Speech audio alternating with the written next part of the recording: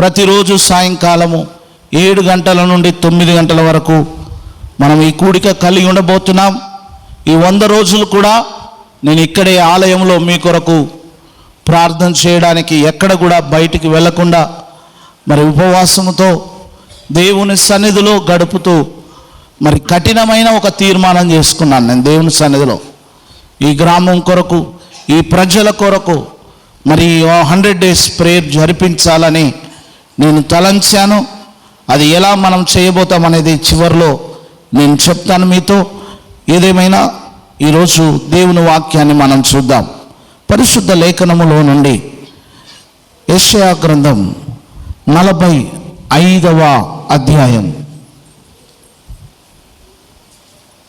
యెషయా గ్రంథం 45వ అధ్యాయము 22వ వచనమును మనం ఒకసారి చదువుకుందాం.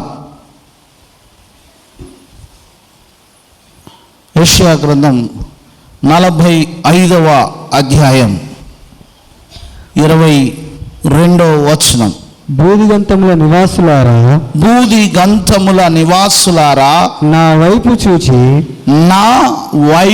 చూచి రక్షణ పొందుడి. దేవుడను నేనే, మరి ఏ దేవుడును లేడు. మళ్ళీ చదువు నాన్న. బూదిగంతముల నివాసులారా నా వైపు చూచి. అందరూ నా వైపు చూచి అనే పదాన్ని అండర్లైన్ చేసుకోండి. నా వైపు చూచి దేవుడు మాట్లాడుతున్న మాట యెషయా ప్రవక్త ద్వారా ఇశ్రాయేలు జనాంగముతో దేవుడు మాట్లాడుతున్న మాట. బూదిగంతముల నివాసులారా నా వైపు చూచి రక్షణ పొందుడి. దేవుడను నేనే, మరి ఏ దేవుడును లేడు. ప్రియమైన వారలారా, బైబిలు అందరికీ అర్థము కావాలి. ఈ వాక్యం అందరికీ అర్థం కావాలంటే అందరి దగ్గర బైబిల్ ఉండాలి. అందరూ వాక్యాన్ని చదవాలి. చదువుతున్నప్పుడు ఆ లేఖనము అక్కడ ఉందా లేదా అని ఒకసారి తనివి తీరా మనము కూడా వాక్యాన్ని చదివితే ఆ ఆనందం వేరు.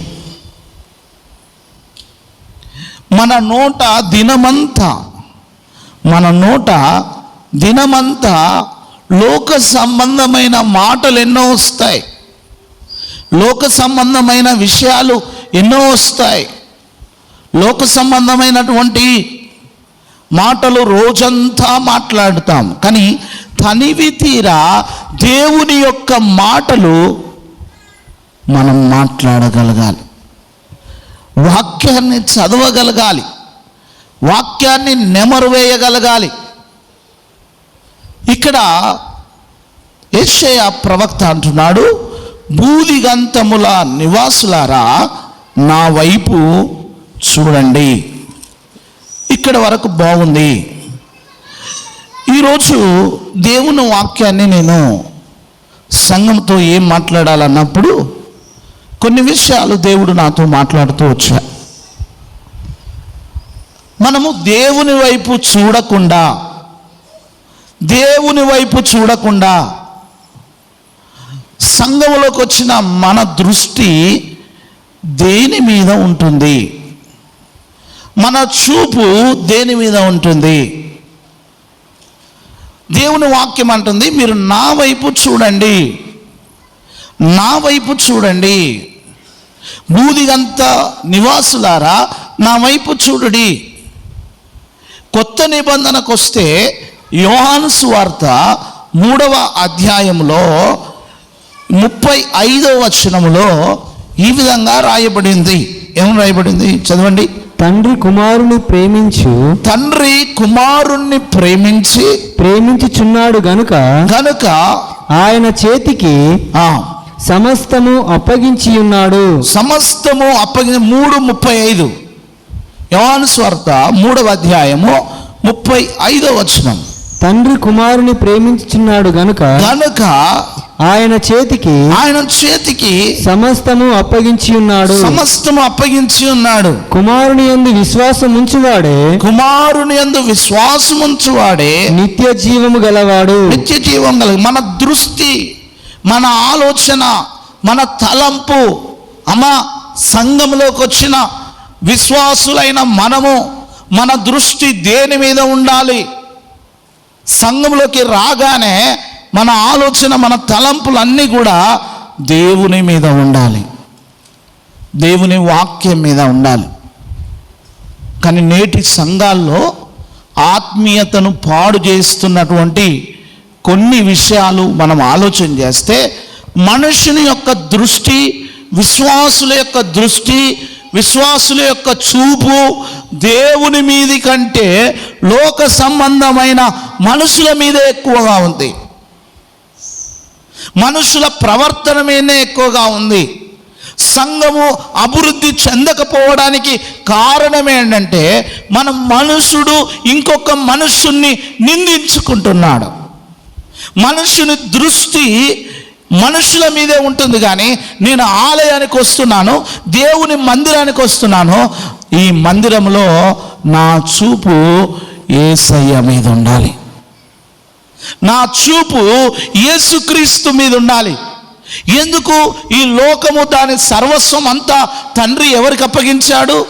కుమారుడికి అప్పగించాడు. నిత్య జీవం ఎవరి దగ్గర ఉంది? కుమారుని దగ్గర ఉంది. మన దృష్టి వేటి మీద ఉండాలి? అలాంటప్పుడు దేవుని మీద ఉండాలి. Our focus must be on God, దేవుని మీద, దేవుని వాక్యం మీద. కానీ ఈరోజు చాలా సంఘాల్లో చూస్తున్నప్పుడు, if you go to some of the churches, ఎక్కడ అంటే వారి దృష్టి అంతా అధికారం మీద, సంఘములో ఉన్న అధికారాల మీద, సంఘములో ఉన్నటువంటి పొజిషన్స్, వాళ్ళు వాటిని తీసుకోవడానికి వాటి మీద దృష్టి పెడుతున్నారు. ఆ చూపు మంచిది కాదు బిడ్డలారా. మనిషి యొక్క చూపు, మనిషి యొక్క దృష్టి అసలు వేటి మీద మనం మనసు పెట్టాలి? ఒక్కసారి మనం ఆలోచన చేస్తే, దేవుడు మనకు అప్పగించిన సంఘంలో మనమందరం కూడా దేవుని మీద దృష్టి పెట్టాలి. సంఘంకి వచ్చామంటే, చర్చ్లోకి వచ్చామంటే మనుషుల మీద కాదు దృష్టి పెట్టాల్సింది. వీడు బాగలేడు, వాడు బాగలేడు, వాని ప్రవర్తన బాగలేదని మనం ఇతరులను తీర్పు తీర్చడానికి కాదు సంఘానికి వచ్చేది. ఈ తీర్పు తీర్చే పని అయితే, ఈ పంచాయతీ పెట్టే పని అయితే గేట్ బయట అది. కానీ సంఘములోకి వచ్చిన తర్వాత నీ దృష్టి ఇదిగో ఈ పరిశుద్ధ గ్రంథం మీద ఉండాలి, దేవుని మీద ఉండాలి. చప్పట్లు కొడదాము. మనుషుని చూపు ఎంత భయంకరంగా అంటే, ఈ రోజులల్లా సంఘాలు అభివృద్ధి చెందకపోవడానికి కారణం, కుటుంబాలు ఎదగకపోవడానికి కారణం, సమాధానం లేకుండకపోవడానికి కారణం మనిషి చూపు ఒక భయంకరంగా మారిపోయింది. వాడు చూసే చూపే దేవుడికి అయిష్టమైన చూపు. చర్చిలోకి వచ్చినా సరే, దేవుని మందిరంలో ఉన్నామని మర్చిపోయి కూడా ఒక భయంకరమైన చూపుతో చూస్తున్నటువంటి సంఘాలు కోకొల్లలుగా ఉన్నాయి. సంఘాన్ని పాడు చేసే అతి భయంకరమైన 7 చూపులు ఈరోజు మీతో మాట్లాడతాను. చర్చ్లోకి వచ్చిన తర్వాత మన చూపు ఇలా ఉండకూడదు అని బైబిల్ సెలవిస్తుంది. ఎలా ఉండొద్దో ఇప్పుడు వాక్యంలోకి వెళ్ళి మనం మాట్లాడుకుందాం. మన చూపు ఎలా ఉండొద్దో, మన చూపు దేవుని మీద తప్ప ఇదిగో ఫలానా విషయంలాగా మనం ఉండొద్దు. సమూయేలు గ్రంథము 18వ అధ్యాయానికి వద్దాం అందరూ కూడా. మొదటి సమూయేలు గ్రంథం. బైబిల్ తీయండి, బైబిల్ చూడండి. ఖచ్చితంగా సంఘంలో ఉన్న వారందరూ, నీకు చదువు రాకపోయినా సరే బైబిల్ తెరిచి చూడాలని కోరుతా ఉన్నాను. 18వ అధ్యాయము మొదటి 9 వచనాలు చదువునాను. దావీదు సౌలుతో మాట్లాడుట చాలించినప్పుడు, అందరు బైబిల్ చూడాలి, పెన్ను తీసుకోండి. అండర్లైన్ చేసుకొని నేను చెప్పే మాట బైబిల్లో ఉందా లేదా మీరు ఒక్కసారి మనసును పెట్టండి, దృష్టిలో పెట్టండి.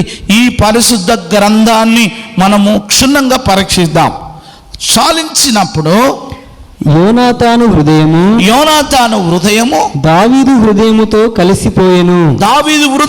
కలిసిపోయేది. యోనాతాను దావీదును తనకు ప్రాణ స్నేహితునిగా భావించుకొని అతన్ని ప్రేమించెను.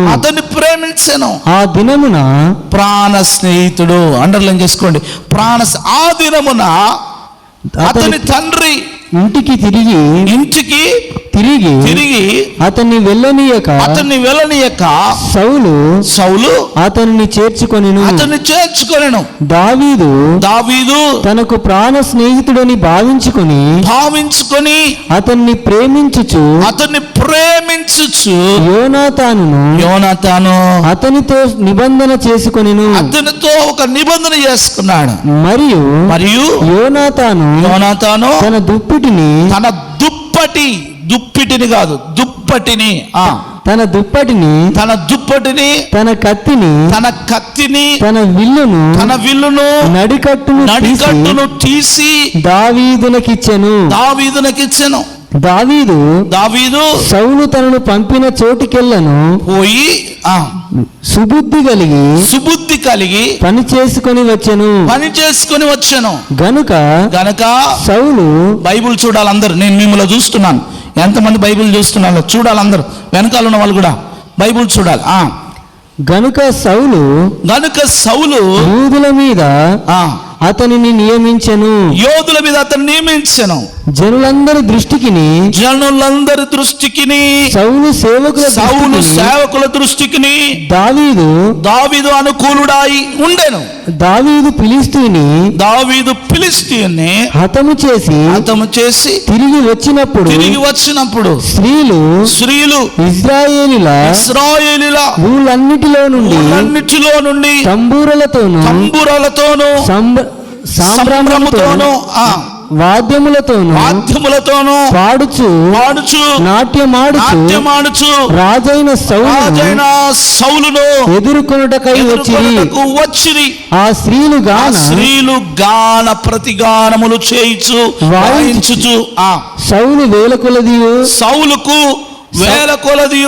వేల కొలదియు దావీదు 10,000 కొలదియు శత్రువులను హతము చేసిరానిరి. ఆ మాటలు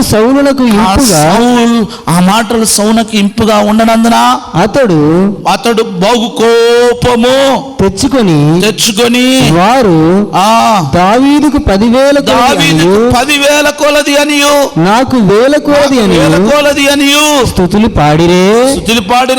రాజ్యము తప్ప మరి ఏమీ అతడు తీసుకొనగలడు అనుకొనెను. కాబట్టి నాట నుండి సౌలు దావీదు మీద విషపు చూపు నిలిపెను. అండర్లైన్ చేసుకోండి. ఏ చూపు? అందరూ చెప్పాలి. ఏ చూపు? హలో, సౌలు ఒక రాజ్యాధికారాన్ని తను చేస్తూ ఉన్నాడు. సౌలుకు ఒక చక్కటి కుమారుడు ఉన్నాడు. His name is Jonathan. Jonathan is a good man. ఆయన మంచి ప్రవర్తన కలిగినటువంటి వ్యక్తి. యోనాతానుకు వర్షిప్ అంటే చాలా ఇష్టం. He loves worship. ఆరాధించే వాళ్ళన్నా ఆరాధికుడన్నా యోనాతానుకు చాలా ఇష్టం. మెల్లగా నెమ్మదిగా దావీదుతో స్నేహం కుదుర్చుకున్నాడు. ఎంత మంచి ఫ్రెండ్స్ అయ్యారంటే, నా ప్రాణ స్నేహితుడు, మై బెస్ట్ ఫ్రెండ్ తన ప్రాణ స్నేహితుడిగా భావించుకొని దావీదును యోనాతాను స్నేహం చేశారు. ఈ ఫ్రెండ్ చెప్తా ఉన్నాడు, హలో మై ఫ్రెండ్ డేవిడ్, నువ్వు నా స్నేహితుడు గనక నీకు ఒక దుప్పటి, ఒక కత్తి, ఒక విల్లు, ఒక నడికట్టు నీకు ఇస్తున్నా. ఎందుకో తెలుసా? ఒకవేళ నీకు శత్రువు వచ్చి ఏదైనా ఆపద పొంచి ఉన్నదేమో, నువ్వు నా స్నేహితుడివి కనుక నువ్వు క్షేమంగా ఉండాలి అని చెప్పి అవన్నీ తీసి యోనాతాను దావీదుకి ఇచ్చాడు. వీళ్ళ స్నేహ బంధాన్ని చూసిన సౌలు ఇక ఇంటికి పోనివ్వలేదు దావీదును అన్నాడు, David you should not go to your home. ఇంటికి వెళ్ళొద్దు. ఏం చేయాలి తెలుసా? నేను నీకు పని అప్పగిస్తా, ఆ పని నువ్వు చెయ్యాలి అన్నాడు.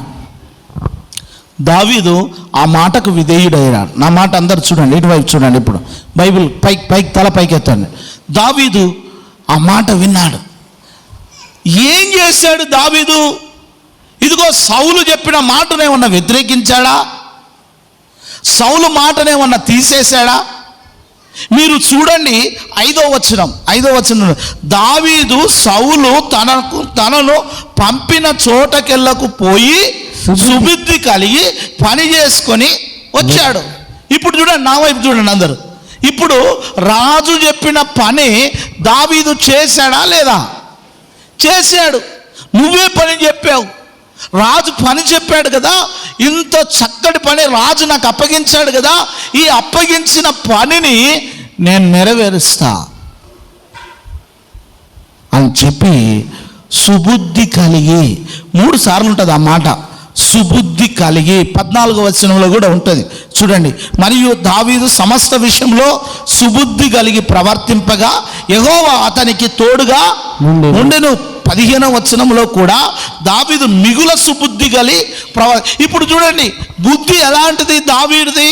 మంచి బుద్ధి కలిగి రాజు అప్పగించిన పని, దేవుడు అప్పగించిన పని తను క్రమంగా చేసుకుంటూ పోతున్నాడు. ఇప్పుడు చూడండి, అమ్మా ఒక పని అప్పచెప్పావు, ఒక పని నువ్వు అప్పచెప్పావు అనుకో, ఒక పని దావీదుకు నువ్వు అప్పచెప్పావు అనుకో, దావీదు సుబుద్ధి కలిగి పని చేశాడు, ఇక మంచిగా పని చేస్తున్నాడు కదా. అసలు దావీదు చేసిన పని ఏంటో తెలుసా? ఫిలిష్తీయుడితో యుద్ధం చేస్తాడు, ఫిలిష్తీయుడితో యుద్ధం చేస్తాడు. ఫిలిష్తీయుడు ఎలాంటి వాడు? గొలియాతు ఆజానుభావుడు, చాలా ఆజానుభావుడు. దావీదు ఆయన దగ్గరికి వెళ్ళి యుద్ధం చేస్తుంటే దావీదును చూసి ఫిలిష్తీయుడు ఏమంటాడు తెలుసా? వాళ్ళ దేవతల పేరిట శపిస్తాడు. మీరు చూడండి 17వ అధ్యాయము 43వ వచనం నుండి చూడండి. ఏం చేశాడు ఆయన? సుబుద్ధి కలిగి ఫిలిష్తీయుడు కర్ర తీసుకొని నీవు నా మీదకి వచ్చుచున్నావే, నేను కుక్కనా? ఏమన్నాడు? కుక్కనా? ఫిలిష్తీయుడు ఏమన్నాడు? గొలియాత్ ఏమంటున్నాడు? నోట్లోకి వెళ్ళేది. గొలియాత్ ఏమన్నాడు? నేను కుక్కనా? నేను కుక్కనా? దావీదును చూసి ఫిలిష్తీయుడు గొలియాత్ అంటున్నాడు, అరే నువ్వు చూస్తే 3 అడుగులు లేవు, నువ్వు చూడడానికి చాలా పొట్టివాడివి. అరే బాబు, నువ్వు చూడడానికి నాతో ఫైటింగ్ చేయలేవు. నేను నీకు ఎలా కనబడుతున్నా? కుక్కలాగా కనబడుతున్నానా? అయినా పర్వాలేదు, నాకు రాజు ఒక పని అప్పచెప్పాడు, ఆయన అప్పగించిన పని నేను చేయాలి. దేవుడు నాకు రాజు ద్వారా ఒక పని అప్పగించాడు, ఇదిగో నేను ఆ పని చేస్తాను. చూడండి, దావీదుతో చెప్పి 44వ వచనం చూడండి. దేవతల పేరట దావీదును శపించెను, నా దగ్గరికి రమ్ము, నా మాంసము. ఏమంటున్నాడు చూడండి, నా దగ్గరికి రా. గొలియాత్ అంటున్నాడు, నా దగ్గరికి రమ్ము, నీ మాంసము ఆకాశ పక్షులకును మృగములకును ఇచ్చివేతునని ఆ ఫిలిష్తీయుడు దావీదుతో రారా చూసుకుందాం. ఏమన్నాడు? రా. కొట్లాడేటప్పుడు అంటారు కదా జాన్సన్, ఓకే ఏమంటారు కొట్లాడేటప్పుడు? రా. నీ బాహుబలము చూసి, నీ బలము చూసి దేవుడు అక్కడ కార్యం చేయడు. నువ్వు ఎంత ఎత్తున్నావు అక్కడ కార్యం చేయడానికి నీ ఎత్తు చూడడు, నీ కలర్ చూడడు, నీ కత్తులు కటారాలు చూడడు. అంటున్నాడు, దావీదు రా, నిన్ను చంపి ఈరోజు ముక్కలు చేసి ఆకాశ పక్షులకు నిన్ను ఆహారంగా వేస్తాను. అప్పుడు దావీదు ఏమంటాడు చూడండి 45వ వచనం, నీవు కత్తియు ఈటెను బల్లెమును ధరించుకొని నా మీదికి వచ్చున్నావు. అయితే నీవు తిరస్కరించిన ఇశ్రాయేలీయుల సైన్యములకు అధిపతి యెహోవా పేరట నేను నీ మీదికి వచ్చున్నాను. చప్పట్లు కొడదాం మహిమ పదం. దావీదు, నువ్వు కత్తి పట్టుకొని వస్తున్నావు. అప్పుడప్పుడు అందరూ కొట్లాడుతుంటే బకెట్లు, కత్తిలు, ఈలపీటలు, ఇంకేం ఉపయోగిస్తారు? టీవీ రిమోట్లు పగిలిపోతున్నాయి. టీవీ రిమోట్లు కొంతమంది.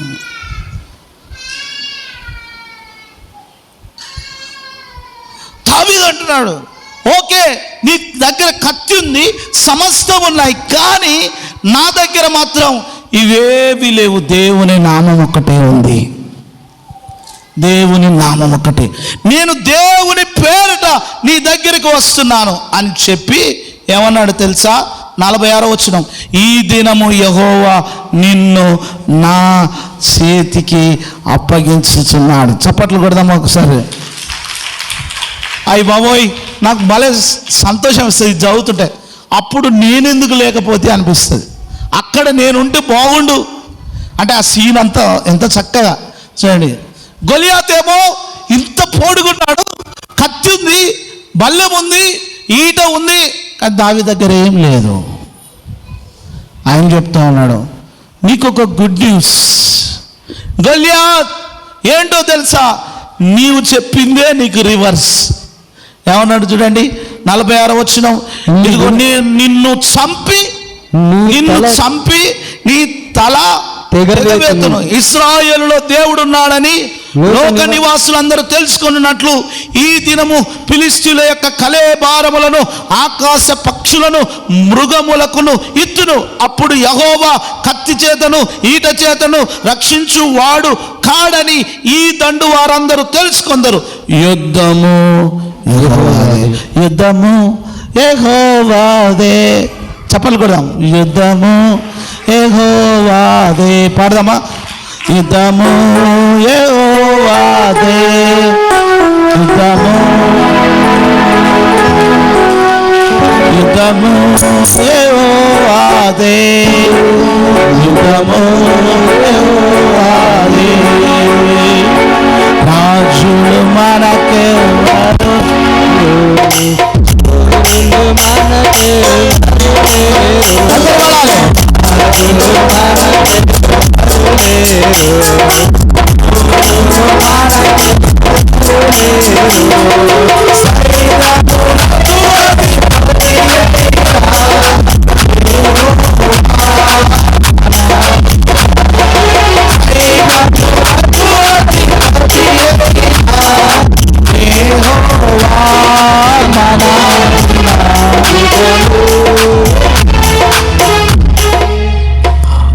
యుద్ధం ఎవరిది? ఒకరోజు నేను హౌస్ విజిటింగ్కి వెళ్ళాను. 2005 గృహాలు దర్శించడానికి వెళ్తా ఉన్నాను. అండమాన్ నికోబార్ దీవుల్లో ఉన్నాను. అక్కడ ఇండ్లు ఎలా ఉంటాయంటే పర్వతానికి ఇండ్లు అతికేసినట్టుగా ఉంటాయి. ఒక ఇంటి మీదకి నేను విజిటింగ్కి వెళ్ళాను. ఆ ఇల్లు ఎక్కడానికి 150 మెట్లు ఎక్కాలి నేను. ఆ మెట్లు ఎక్కే వరకే సలయంటలు వచ్చినాయి నాకు. ఆ ఇంటికి ఎక్కాను. ఆ ఇంట్లో నయోమి, ఆమె పేరు నయోమి. ఉన్నారా ఇక్కడ ఎవరైనా నయోమిలు ఉన్నారా? లేదు. ఆమె పేరు నయోమి. పైకి ఎక్కాను. పైన కూర్చో అన్నాడు. పైన చూస్తే లేదు ఆమె, వాళ్ళ భర్త కూడా ఉన్నాడు. డిస్కవరీ ఛానల్ పెట్టుకున్నాడు, కూర్చున్నాడు. ఎక్కడ పోయేది నయోమి అంటే, అయ్యా ఆమె కోడలు కిందికి వెళ్ళారు. ఎందుకు? నీళ్లు తేవడానికి. అక్కడ నీళ్లు ఉండేది సముద్రంలోనైనా తాగడానికి నీళ్లు దొరకాయి. సముద్రపు నీళ్లు తాగలేము. నీళ్లు తేవడానికి కిందికి వెళ్ళారు. అరగంట కూర్చున్నా, గంట కూర్చున్నా, ఇక వస్తలేరు. నా వల్ల కాలే, ఓపిక నశించింది. కిందికి వచ్చాను. 150 మెట్లు దిగి కిందికి వచ్చాను. ఇక ఆ ట్యాంకర్ చుట్టూ ఒక యుద్ధం జరుగుతూ ఉంది. అందరూ కూడా జుట్లు పట్టుకున్నా కొట్టుకుంటా ఉన్నారు. ఎలా అంటే భయంకరంగా కొట్టుకుంటా ఉన్నారు. అమ్మా ఇక్కడ నయోమి ఉందా అని అడిగాను నేను. పాస్టర్ కూర్చోమా అన్నది. వామ్మో, ఇలా ఇంటికి వెళ్ళి ఇరబోసుకొని ఇంత పెద్ద బిందె పట్టుకొని, నయోమినేనా నేను చూసింది? కూర్చోమా, పైన కూర్చోమా అన్నది. భయం వేసింది. ఆ భయానికి నేను మళ్ళీ పైకి పోలే, కిందికి వచ్చిన. నన్నేడ బిందెతో కొడుతుందని కిందికి వచ్చిన తర్వాత సండే రోజు అందరికంటే ఫస్ట్ వస్తుంది మోకాళ్ళ మీద. ప్రైజ్ లార్డ్ పాస్టయ్య. అక్కడ చూసిన నయోమి, ఇక్కడ చూసినా పాస్టయ్య చూడొద్దు, చూడనట్టుండాలే, చూడనట్టు శ్రీకాకుళం వాళ్ళు అట్లా మాట చూసి చూడనట్టు పోవాలి పాస్టర్, అన్నీ చూస్తారా అని అన్నది. మా పాస్టర్ ఒకటే నవ్వుతా. కొంతమంది యుద్ధాలు చేస్తూ ఉంటారు, పోరాటాలు చేస్తూ ఉంటారు ఈ లోక సంబంధమైన వాటి కొరకు. అప్పుడు ఎవ్వరు గుర్తురారు. ఎందుకు గుర్తురారో నాకు అర్థం కాదు.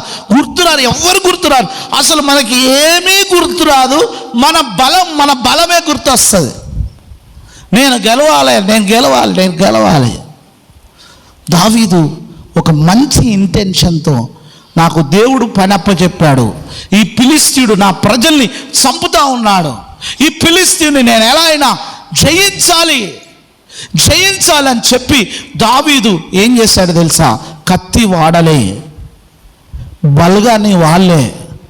బలాన్ని వాళ్ళే, ఇదిగో AK-47 గన్ను వాడలే. ఏం వాడాడు తెలుసా? చదవండి, ఏం వాడాడు? చదువు బిడ్డ. ఏం చేశాడు ఆయన? తన సంచిలో చెయ్యి వేసి. ఎక్కడ చెయ్యి వేసాడు? తన సంచిలో చెయ్యి వేసి అందులో నుండి ఏం తీశాడు? రాయి ఒకటి తీసి. ఆ రాయి క్రీస్తు సూచన. బైబిల్ సెలవిస్తుంది, ఈ రెండవ ప్రపంచం అంతమయ్యే లోపు ఒక రాయి రాబోతుంది, ఒక విగ్రహము కుప్పకూలిపోబోతుంది.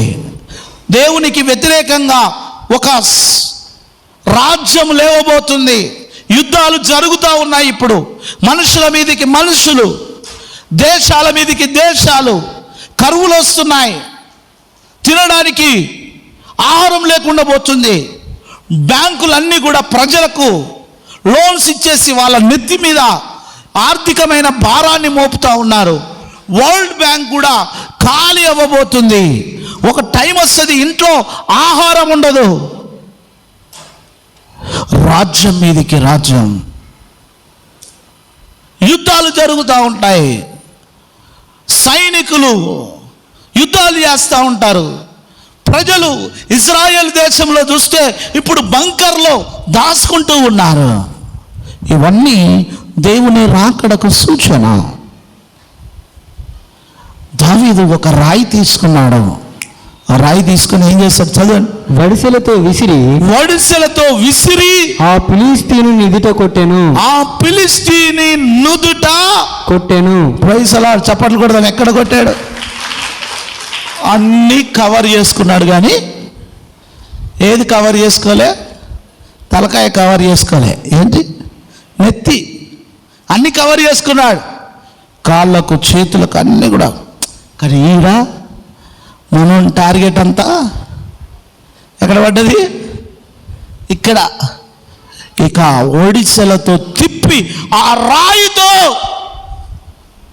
అప్పుడేమైందని, ఆ రాయి ముదుర చొచ్చినందున వాడు నేలను బోర్లపడెను. ఏమైపోయాడు? ఇక బోర్లపడి నేల మీద. ఇక తిట్టాడు కదా, నేను కుక్కనా అన్నాడు కదా. ఇప్పుడు కుక్కలాగానే పడిపోయి దావీదు ఫిలిష్తీయుని కంటే బలాఢ్యుడై ఖడ్గము లేకయే ఒడిసెలతో రాతితోనూ ఆ ఫిలిష్తీయుని కొట్టి చంపాను. వాడు బోర్ల పడగా దావీదు పొట్టేళ్లకు పుట్టాడు. బుద్ధులు కదా. పొట్టేళ్ళు ఉన్న వాళ్ళందరూ శబాస్ అనుకోవాలి. ఏం చేశాడు? బోర్ల పడ్డాడో లేదో వెనక నుండి వచ్చాడు. దావీదు పరిగెత్తుకొని పోయి ఫిలిష్తీయుని మీద నిలుచుండి వాని కత్తి వరదూసి దానితో వాణ్ణి చంపి వాని తలను తెగవేశాను. చప్పట్లు కొడదాం. ఎవరి కత్తితో? వాణ్ణి చంపాడు. వావ్, ఇంత మంచి పని చేశాడు కదా, యుద్ధాన్ని గెలిచాడు కదా, ప్రజలందరూ వస్తున్నాడు. దావీదుకు 10,000 కొలది, సౌలుకు 1,000 కొలది. ఇదంతా ప్రజలు ఆయన్ని పొగుడుతూ ఉంటే ఇక సౌలుకు బుద్ధి మారిపోయింది. ఈరోజు మన అంశం ఏంటి తెలుసా? మన దృష్టి ఎలా ఉండకూడదో చెప్తున్నా, మన చూపు ఎలా ఉండకూడదో చెప్తున్నా. చూడండి, ఆయనే పడప్ప చెప్పాడు, ఆయనే సైన్యంతో పోరాడమన్నాడు. కానీ ఇప్పుడు సౌలు దృష్టి దావీదు మీద ఎలా ఉంది? విషపు చూపు. కొంతమంది చూస్తారండి, వాళ్ళ చూపు విషం, పాయిజన్. చూస్తే చాలు పాయిజన్, చూస్తే చాలు వాడు ఇక అగ్నిలో ఆహుతైనట్టే. దావీదు చూపట, చదవండి ఆ వచనం చదవండి. దావీదు చూపట కాబట్టి నాట నుండి సౌలు దావీదు మీద విషపు చూపు.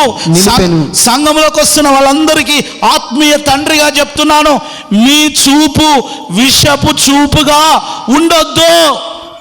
ఇంకొకరిని నువ్వు చూచేటప్పుడు విషపూరితమైన చూపులాగా నీ కన్నులు ఈ మందిరంలో కనబడద్దు.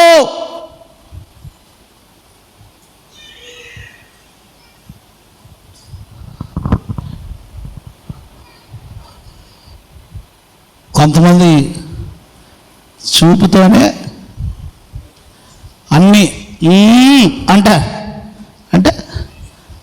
విషపు చూపు. క్రైస్తవుడికి ఎందుకండి విషపు చూపు? ఒకడు పాట పాడితే ఓరు నువ్వు, నీ విషపు చూపు. దేవుడు నిన్ను లెక్కడగడా?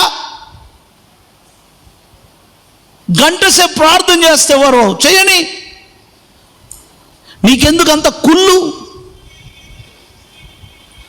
ఎముకలకు కుళ్ళు. విషపు చూపు క్రైస్తవుడికి ఉండొద్దు. ఈరోజు తీర్మానం చేసుకోండి, నాకు విషపు చూపు ఉండొద్దు. చర్చ్లోకి వచ్చిన నా చూపు ఎలా ఉండాలి తెలుసా? పవిత్రంగా ఉండాలి. నేను చూచే చూపు దేవుని మీద ఉండాలి. నేను చూచే చూపు వాక్యం మీద ఉండాలి. నేను చూచే చూపు దేవుని యొక్క ప్రత్యక్షత మీద ఉండాలి. కానీ నా చూపు విషపూరితమైన చూపుగా ఉండొద్దు. అందుకే సంఘాలలో అభివృద్ధి లేదు, ఆగిపోతుంది, అక్కడికే కట్టడైపోతుంది. ఖచ్చితంగా దేవుని సేవకుడు వాక్యం చెప్తే రేపు వాడిని తీసేయాలి. విషపు చూపు. ఈయనకపోతే ఇంకో తడ చేస్తాడు సేవకుడు. కానీ నీ బ్రతుకు మారదు, నీ జీవితం మారదు, నీ తలంపు మారదు, నీ చూపు మారదు. వాక్యాన్ని బోధిస్తున్నా, నేను చెప్తున్నాను, క్రైస్తవుడికి విషపు చూపు ఉండొద్దు. నీ బంధువును చూసినా, నీ స్నేహితుని చూసినా, నీ సహోదరుని చూసినా, నీ స్నేహితురాళ్ళు చూసినా, ఎన్నో మార్లు చెప్తున్నా, మళ్ళీ ప్రభు బల్లలో పాల్గొనబోతున్నా, నీ చూపు మార్చుకో, నీ ప్రవర్తన మార్చుకో. ప్రసంగి గ్రంథం 5వ అధ్యాయం 1వ వచనం, నీవు నీ దేవుని మందిరమునకు వెళ్ళునప్పుడు, చదువు, నీవు నీ దేవుని మందిరమునకు వెళ్ళునప్పుడు, నీవు నీ దేవుని మందిరమునకు వెళ్ళునప్పుడు, నీవు నీ దేవుని మందిరమునకు వెళ్ళునప్పుడు నీ పర్సు జాగ్రత్తగా చూసుకును అన్నాడా? నీ ప్రవర్తన జాగ్రత్తగా చూసుకో. నీ క్యారెక్టర్ బాగుందా లేదా?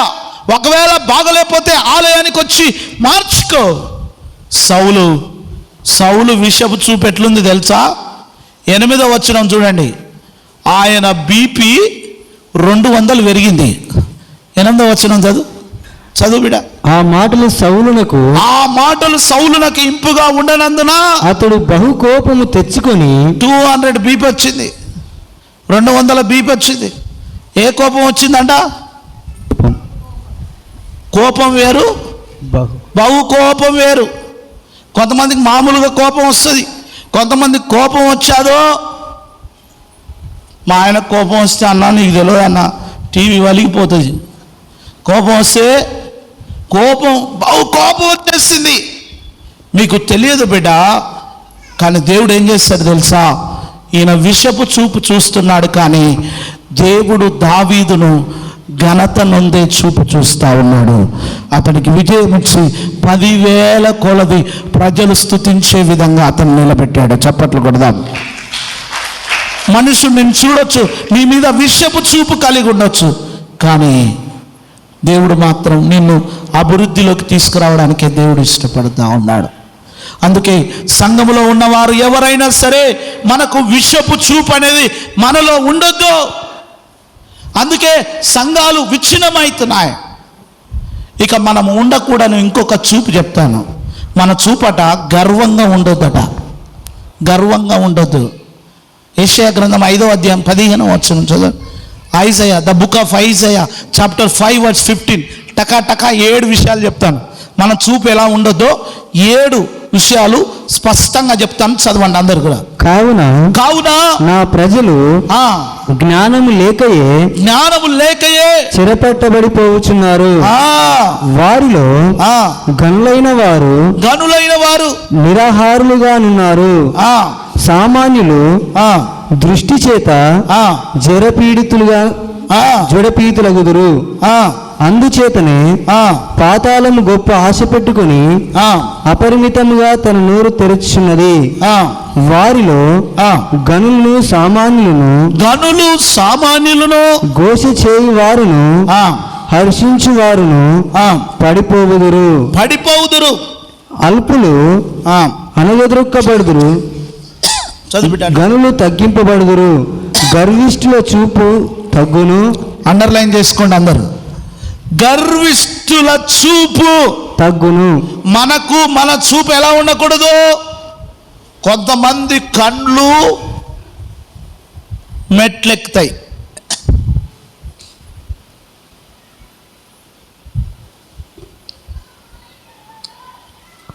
ఎక్కడికి ఎక్కుతాయి?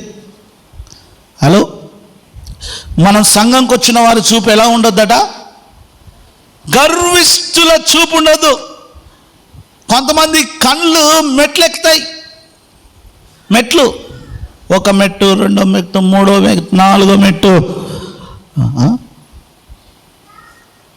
మన చూపట గర్వంగా ఉండొద్దు. ఆలయానికి వచ్చినాక నీ చూపు ఎలా ఉండాలి తెలుసా? ప్రభు పాదాలు కడిగేంతగా తగ్గించుకునే విధంగా ఉండాలి. చప్పట్లు కొడదాం. ఇక్కడికి వచ్చిన నేనెవరో తెలుసా అన్నా అనుకో, దేవుడు ఏమంటాడు తెలుసా? పిచ్చోడా, నువ్వు మట్టివి. ఎవరివి? యెషయా గ్రంథం చదువు. మనం ఎవరి మాట చదువుతారా? యెషయా గ్రంథం ఏమని రాయబడింది? ఇదే ప్రవక్తతో అంటాడు దేవుడు. ఏమంటాడు తెలుసా? నువ్వు మట్టివి, ఇదిగో నేను కుమ్మరిని, మీరు మంటి. అయ్యా, దేవుడు మాట్లాడినప్పుడు ఆయన స్వరం వినకపోతే నీవు మట్టి అన్న విషయాన్ని మర్చిపోతున్నావు. సంఘంలో అభివృద్ధి ఆగిపోవడానికి కారణం ఏంటో తెలుసా? సంఘంలోకి వచ్చే వాళ్ళ చూపు గర్వముతో నిండిపోతుంది. అది ఉండొద్దు. సంఘస్థులారా, దేవుని బిడ్డలారా, మీకు చెప్తున్నాను, మన సంఘంలోకి వచ్చిన మన చూపు గర్వముతో నిండొద్దు.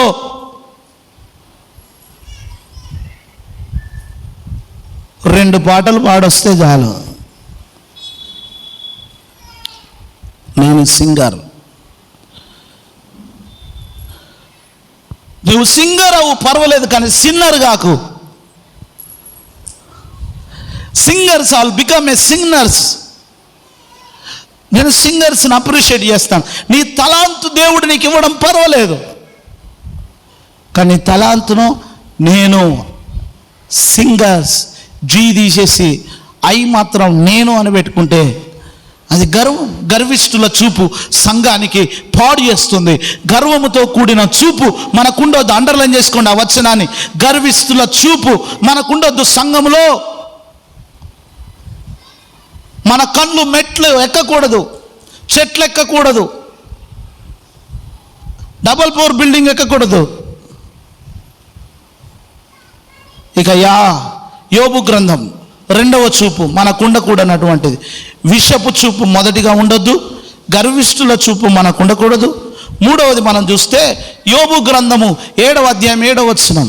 సంఘములో మన చూపు ఎలా ఉండకూడదో చూద్దాం ఒకసారి. నా జీవము వట్టి ఊరికయే అని జ్ఞాపకము చేసుకొనుము. నా కన్ను ఇకను మేలు చూడదు. మేలోరు అని చూపు, మేలోరు అని చూపు, ఇది చాలా ప్రమాదం. కొంతమంది ఇతరుల మేలోరువరు. ఇది మన ఆధ్యాత్మిక జీవితానికి పాడు చేస్తుంది. ఏమండి, వాడు బండి ఎట్లా కొనుక్కుంటాడు నీకు తెలుసా? ఎట్లా కొనుక్కుంటే నీకేంది అని, నీకెందుకు? వాడు బీరు ఎట్లా కొనుక్కున్నాడు నీకెందుకు? ఎట్లా కొనుక్కుంటే నీకేంది? మేలోరు అని చూపు ఎందుకు నీకు? బైబిల్ చదువుతున్నావు, ప్రార్థన చేస్తున్నావు, ఉపవాసం ఉంటున్నావు, ప్రతి వారం మందిరానికి వస్తున్నావు, దశమ భాగం ఇస్తున్నావు. ప్రభువా, నేను వాడిలాగా పాపిని కాదు. ఈ చూపు, ఈ దృష్టి సంఘాన్ని పాడు చేస్తుంది. నీ చూపు మీలోరువని చూపుగా ఉండదు. సామెతలు 23:6 వచనం. సామెతలు 23:6 వచనం. సామెతలు 23:6 వచనం. టక్ టక్ టక్ టక్ చదవాలి వాక్యం. ఎదుటివాని మేలు ఓర్వలేని వానితో. అబ్బా, ఎదుటివాని చెప్పండి. ఎదుటివాని మేలు ఓర్వలేని వానితో కలిసి భోజనము చేయకుము. ఎందుకు తెలుసా? కింద చదువు. వాని రుచిగల పదార్థములు నాశింపకుము. ఏ బాబు, రుచిగల పదార్థములు నాశింపకుము. ఎందుకు? అట్టివాడు తన ఆంతర్యంలో, ఇది అండర్లైన్ చేసుకోండి. అట్టివాడు తన ఆంతర్యములో లెక్కలు చూచుకొనివాడు. అరే, నీకు మొన్న కోని కోసాను కదా, నీకు ఏం చేస్తా? అన్నం పెడతాడు, తర్వాత సున్నం పెడతాడు. మేలోని వానితో భోజనం చేయకుండా అసలు కలిసి భోజనం చెయ్యకు. ఎందుకో తెలుసా? వాడు భోజనం పెడతాడు, కానీ తర్వాత లోపల లెక్కలు పెట్టుకుంటాడు. పలానా రోజు నీకు పలానా పలానా పలానా పలానా పలానా పలానా.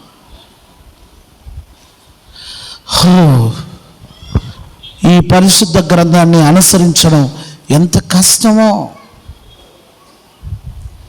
సంగమా. ఇక విషపు చూపు ఉండొద్దు, గర్విష్ఠుల చూపు ఉండొద్దు, మేలోర్వని చూపు ఉండొద్దు. ఇంకొకటి 4వది మత్తయి సువార్త 5వ అధ్యాయం. ఇంకా 3 చెప్పి నేను క్లోజ్ చేస్తాను. మత్తయి సువార్త 5వ అధ్యాయం 28వ వచనం. ఇది చాలా ఇంపార్టెంట్. చదవండి. నీ కుడి కన్ను నిన్ను అభ్యంతరపరిచిన ఎడల. ఏ కన్ను? కుడి కన్ను. నీ కుడి కన్ను నిన్ను అభ్యంతరపరిచిన ఎడల దాన్ని పెరికి నీ యొద్ద నుండి పారవేయము. కంటి ఆపరేషన్ చేసుకున్నవే. నీ కన్ను నిన్ను, కుడి కన్ను నిన్ను అభ్యంతరపరిచిన ఎడల. కొంతమంది కిందికి వెళ్ళి సైర చేసుకుంటారు. చూడు ఎట్లా చేస్తుంది. అట్లాంటి నాకు ఇక్కడ కనబడద్దు, చర్చిలో అస్సలే కనబడద్దు. ఎందుకు తెలుసా? అట్లా చేస్తే నీ ఆపరేషన్ నువ్వే చేసుకో. కన్ను తీసి మట్టిలో పడేయి. నీ కుడి కన్ను నిన్ను అభ్యంతరపరిచిన ఎడల దాన్ని పెరికి నీ యొద్ద నుండి పారవేయి. ఎందుకు? నీ దేహమంతయు నరకములో వేయబడకుండా నీ అవయములలో. అరే బాబు, నీకు అంత పోయి నరకంలో పడే బదులు ఒక కన్ను పోయింది మేలు. ఎందుకు తెలుసా? అక్కడ రాయబడిన మాట ఇదిగో, ఒక స్త్రీని చదువు. ఒక స్త్రీని మోహపు చూపుతో అని ఉందా? అక్కడ మోహపు చూపు అని ఉందా? అండర్లైన్ చేసుకోండి. ఉందా? ఒక స్త్రీని మోహపు చూపుతో. ఇదిగో గమనించండి. ఇదిగో 4వ విషయం.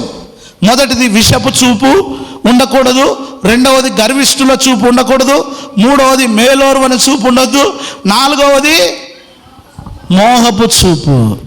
సంఘానికి వచ్చిన తర్వాత స్త్రీ పురుషులు మోహపు చూపు కలిగి ఉండొద్దు. యవనస్తులకు ఇంపార్టెంట్ చెప్తున్నా, సంఘానికి వచ్చి సంఘములో వ్యర్థమైన అపవిత్రమైన చూపులు కలిగి ఉంటే దేవుడు నీ 2 కన్నులను ఉడబీకి మట్టిలో పెట్టమంటున్నాడు. మందిరానికి వచ్చి మందిరములో దేవుని ఆలయములో దేవుని పవిత్ర గ్రంథం పట్టుకున్న నువ్వు, ప్రార్థన చేస్తున్న నువ్వు, వాక్యం చదువుతున్న నువ్వు, వర్షిప్ చేస్తున్న నువ్వు, ఇదిగో నువ్వు దేవుని సన్నిధిలో ఎవరైనా సరే, క్వైర్లో ఉన్నా సరే, నువ్వు బయట ఉన్నా సరే, వాక్యం వింటున్నా సరే, ఇక్కడికి వచ్చి నీ చూపులో తేడా వచ్చిందో గుర్తుపెట్టుకో బిడ్డ, నీ జీవితంలో నువ్వే శాపం తెచ్చుకుంటున్నావు. మోహపు చూపు ఉండదు సంఘంలో, పతనమైపోతాం. ఇక ఐదవది పోకిరి చూపు ఉండొద్దట. హోషేయ గ్రంథం 2వ అధ్యాయం 3వ వచనం. హోషేయ గ్రంథం 2వ అధ్యాయం 3వ వచనం. హోషేయ గ్రంథం 2వ అధ్యాయం 3వ వచనం చదవాలి త్వరగా. హోషేయ గ్రంథం నేను ఇన్నిసార్లు చెప్పాను. ఎంత చక్కగా చెప్పాడు. పోకిరి చూపు. కొంతమంది చూస్తారు, వాళ్ళ చూపు పాడుగాను. ఎలా ఉంటుంది? పోకిరి చూపు. సంఘములో ఆత్మీయతను పాడు చేస్తాయి, ఇబ్బంది పడేటట్టుగా చూస్తారని చెప్తా ఉంటాను. ఇక 7వది ఎన్ని విషయాలు చెప్పాం? 6వది. మొదటిది విషపు చూపు, రెండవది గర్విష్ఠుల చూపు, మూడవది మేలోర్వని చూపు, 4వది మోహపు చూపు వలనే ఈరోజు చాలామంది యవనస్తులు వివాహానికంటే ముందే జారత్వం చేస్తున్నారు, వ్యభిచారంలో పడుతూ ఉన్నారు, వ్యభిచారపు మనస్సు కలిగి ఉంటున్నారు. తల్లిదండ్రుల మాటకు విధేయులు కాకుండా అవిధేయులై ఇదిగో ఎక్కువగా ప్రేమ పెళ్ళిళ్ళు చేసుకుంటున్నారు. ప్రేమ పెళ్ళి చేసుకుంటే బాగుంటుంది, కానీ ప్రేమ పెళ్ళిళ్ళు చేసుకుంటున్నారు. ఆయన ప్రశ్న అడిగాడు, అన్న ప్రేమ పెళ్ళి చేసుకోవడం తప్ప? మీరేమంటారు? ప్రేమించి పెళ్ళి చేసుకోవడం తప్ప?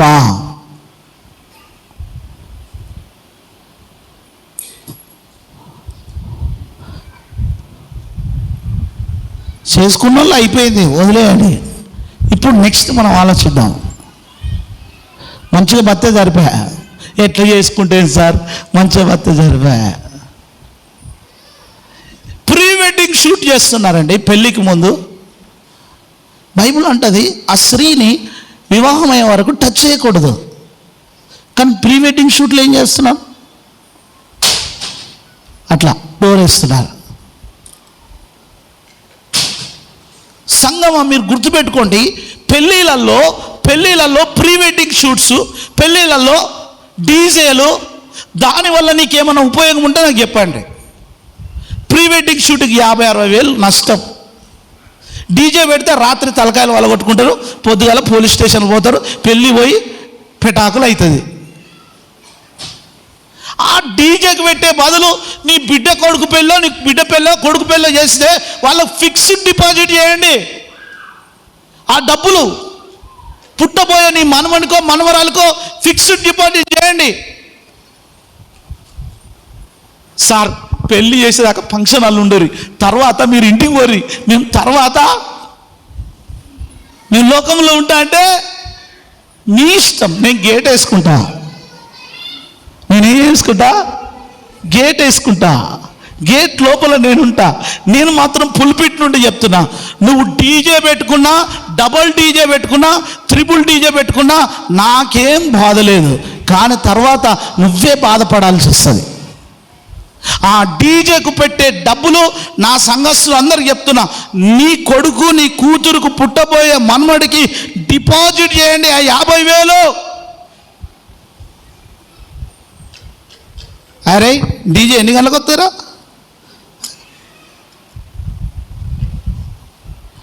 మా చిన్న కొడుకు వాని ఫ్రెండ్ ఒకటి దోస్తు ఫోన్ చేస్తా ఉన్నాడు, జనగాంలో ఉంటాడు. ఏ స్టీఫెన్, ఈరోజు డీజే ఉంది, మా అక్క పెళ్ళికి వస్తావా అని అన్నాడు. వీడు భయపడతా ఉన్నాడు. నాకు ఎప్పుడు మెల్లగా వాళ్ళ మమ్మీ దగ్గర పోయాడు. మమ్మీ, మా ఫ్రెండ్ డీజే ఉంది. వాళ్ళ మమ్మీ మెల్లగా నా దగ్గరికి వచ్చింది. వేరే వేరే మాట్లాడుతూ ఇద్దరు ఒకటి అయిపోయారు, కుమ్మక్క అయిపోయారు. ఏమి వాడు అలా వెళ్ళాలన్నా బంద్ చేయి, డీజే లేదు ఏం లేదు, నోరు మూసుకో, ఇంటి దగ్గర ఉన్నాను. ఒక మాట అరగంట ఏడ్చాడు, ఏం బాధ ఉంది. తర్వాత నా కొడుకు చాలా సంతోషపడ్డాడు. ఎందుకు తెలుసా? ఆ రోజు నైట్ డీజేకి వెళ్ళిన వాళ్ళందరూ తలకాయలు వలిగినాయి. చిన్న చిన్న పిల్లల మీద కేసులు అయ్యాయి. మోహపు చూపు, చూస్తే ఆకర్షించినట్టుగా ఉంటుంది. అసలు చాలా అట్రాక్షన్ ఉంటుంది. ఎట్లా అట్రాక్షన్ ఇది తెలుసా? ఆ సౌండ్ వస్తే నీ గుండె ఊగుతుంది, ఇట్లా ఇట్లా ఇట్లా ఊగుతుంది.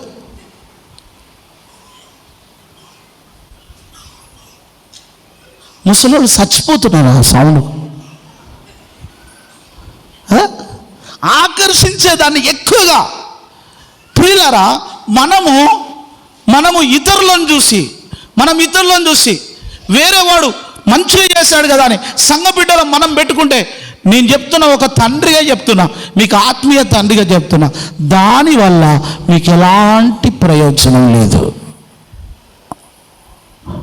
జస్ట్ నీకు సాటిస్ఫాక్షన్ కళ్ళకు. అందుకే ఇలాంటి మనకు ఉండొద్దు.